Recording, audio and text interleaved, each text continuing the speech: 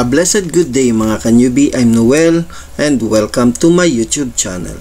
In today's video tutorial, I will share to you how to create a PowerPoint designs with SmartArt shape. But before we start, if you are new here in my YouTube channel or not yet subscribed, please don't forget to like, subscribe, and hit the bell button icon for updated weekly educational video tutorials. Now, let's start.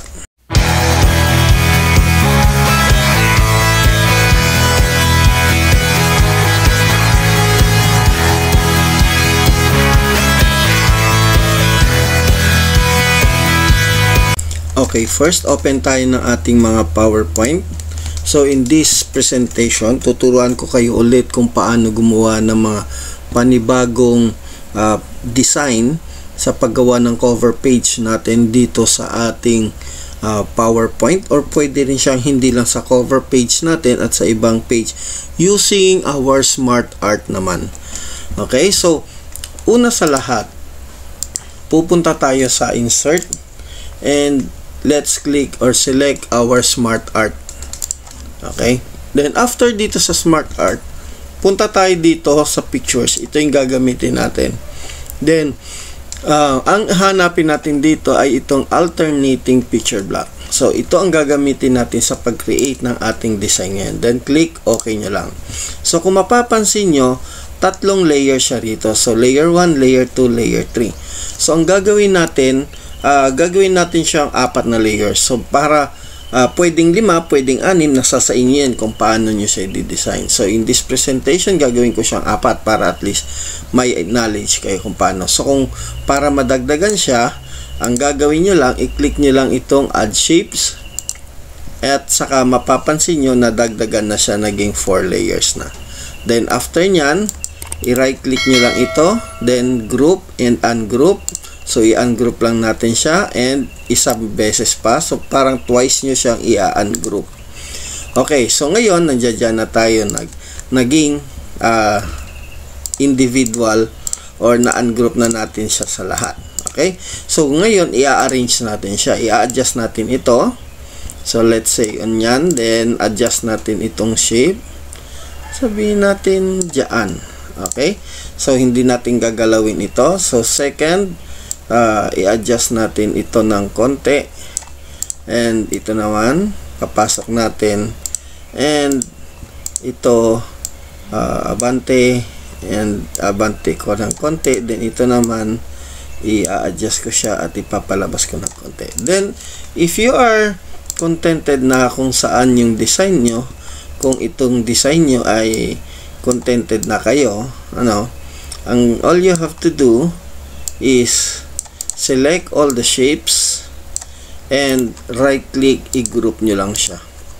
Okay, then ililipat ko siya dito sa side, and after po nyan, ang gagawin natin ay pupunta tayo sa i-right click natin siya and let's format our shape. So select the line of no line, and dito sa fill, i-select nyo ang picture or texture fill. Okay, so iyan, naglagay kasi, mayroon kasi akong preset dito na picture.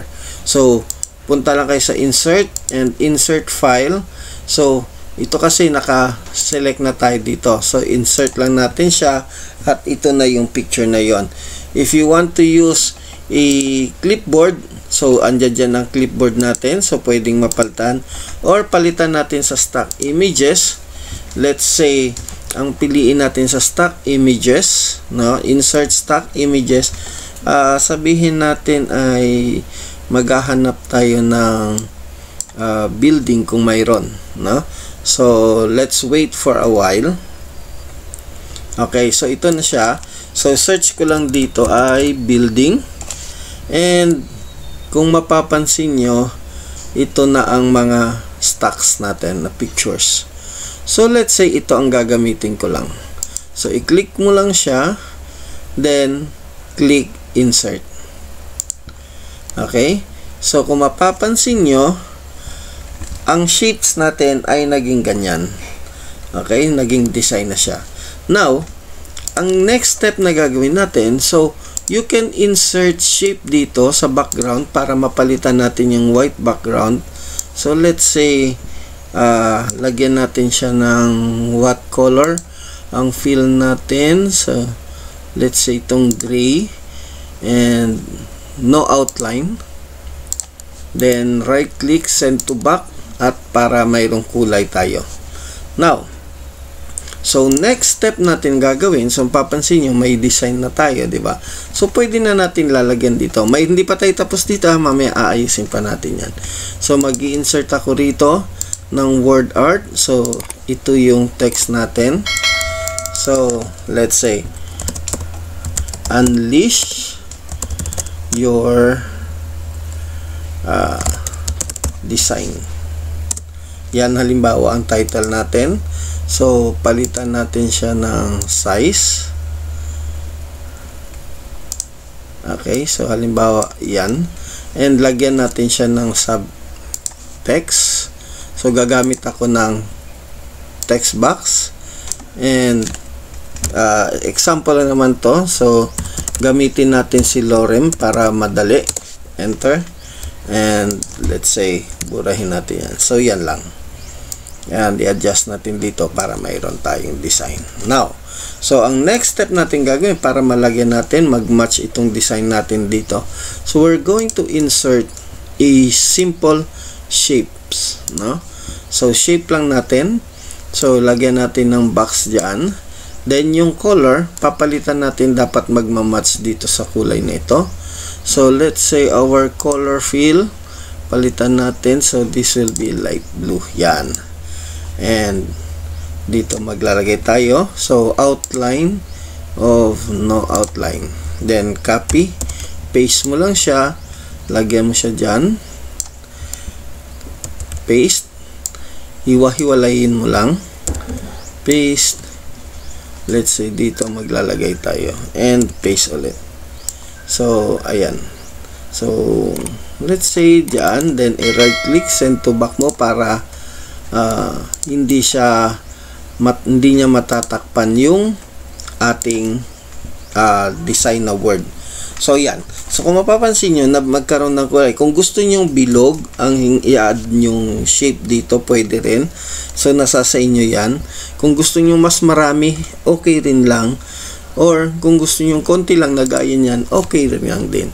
So, kung mapapansin nyo, nabigyan nyo ng buhay yung isang picture na ito na inilalagay natin dito sa ating cover page design. Or kahit nasa ibang slide, pwede nyo rin siyang gagamitin. Okay, so, ganun lang po kadali paano natin gamitin ang smart art ng ating PowerPoint to create your design. That's it mga ka-newbie. Sana meron na naman akong naibahagi sa inyo na bagong kaalaman, at para sa mga susunod na video tutorial, mag-subscribe to this channel and click the bell button icon para sa mga updated video tutorial. If you have any comment, suggestion, don't hesitate to comment below. See you mga ka-newbie. Hanggang sa muli. God bless and stay safe.